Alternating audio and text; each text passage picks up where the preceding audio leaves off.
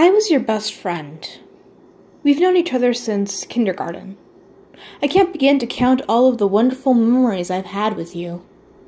When you died, I stayed in here for days and cried. The entire world seemed empty without your personality brightening it for me. I figured if I didn't take a break and clean up your body, they might find you here. You started dating my ex. I tried to be supportive. I didn't want to seem upset about the idea, but you just had to rub it in my face, didn't you? You had to tell me what a wonderful time you had together. You had to question how I could leave something so amazing, didn't you? You asked why I was crying. I just told you to shut up and left your house. Please don't be mad at me. I didn't mean it. The next day, I invited you over for a camping trip. The entire weekend just for us two best friends. I wanted to make it up to you for seeming so angry. I wasn't angry at all. I was so much beyond angry that I was calm in your eyes. We've been camping before, so we had a special spot we'd always go to. You called your girlfriend to ask if that was okay. The dumb bitch was fine with it. It would only be a weekend, right? Well, I'm afraid you two lovebirds would be away for much longer than that. And it was getting dark. I'm sorry this isn't our usual spot. I suggested we sleep under the stars together. It was going to be a pretty clear night, and I bought the telescope. You had bought fishing rods, but I guess we're not fishing in the middle of the woods. Don't worry, I bought plenty of food along. We ate our dinner and roasted marshmallows out over a fire. That night, you suggested we use a telescope. I offered you go first. I insisted. You happily agreed, sticking your eye under it. You began to point out consolations for me. Oops. Those big logs of wood that you bought were for fire? I accidentally hit you across the back of the head with one. You dropped to the floor unconscious. I'm sorry. I didn't mean it.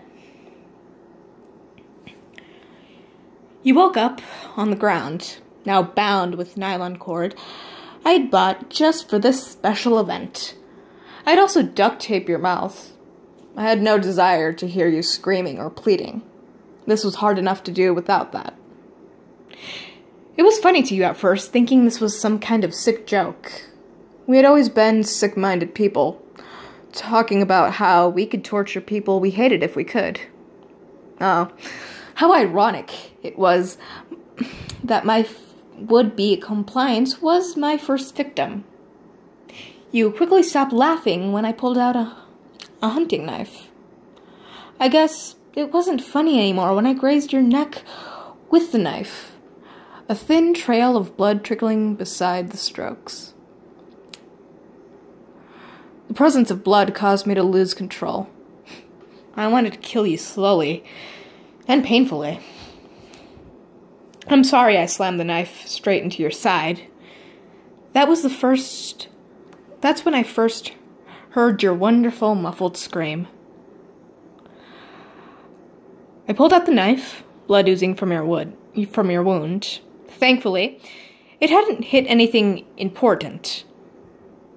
That would have prematurely ended our fun. Maybe that first stab would have given you a sense of the emotional pain you put me through. I had already given an eye for an eye, but I couldn't just turn you loose. Even you would rat me out and get me thrown in jail. We couldn't have that now, could we?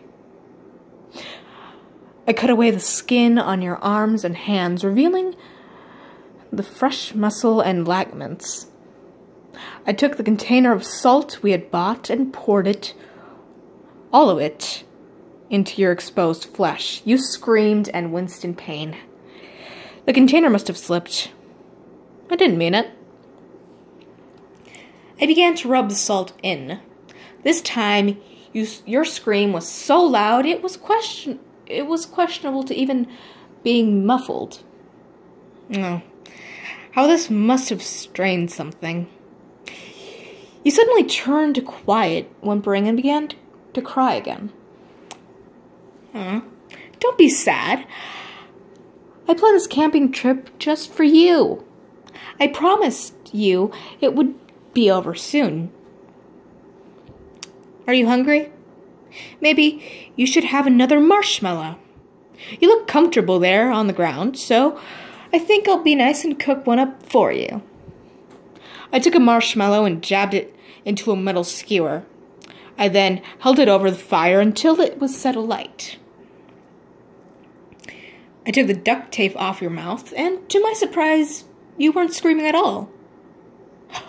All that screaming before must have really torn something. Here, this marshmallow will make you feel better.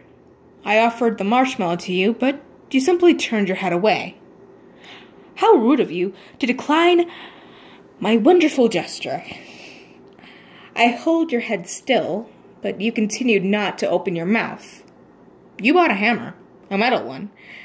We didn't use the tents after all, but you never bought something that only had one use. I slammed the hammer onto your teeth, breaking my way into them. That's too bad. Your girlfriend told me she really loved your smile. I stepped back for a minute, roasting a new marshmallow while watching you sputter out teeth and blood. In all the struggle, the first one seems to have run out. That's okay. I bought plenty.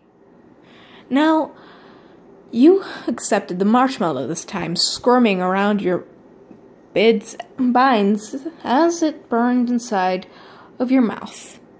Don't you like it? I stuck the skewer into your throat, jamming the burning marshmallow down it.